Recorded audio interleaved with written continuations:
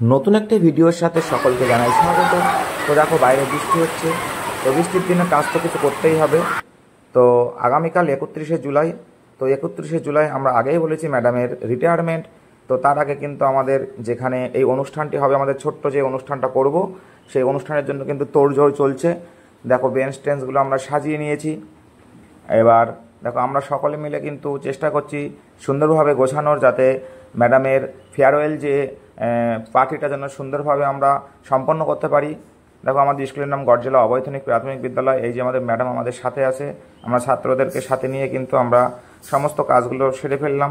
এই যে আমাদের ম্যাডামকে একটু চেয়ারে বসিয়ে রাখলাম। দেখো পরবর্তী দিন 31শে জুলাই, তো আমরা চলে এসেছি বিদ্যালয়ে। এখনও সমস্ত ছাত্রছাত্রী এসে পারেনি, অভিভাবক আসবে এবং অনেক অতিথি আছে, সকলেই আসবেন একে একে।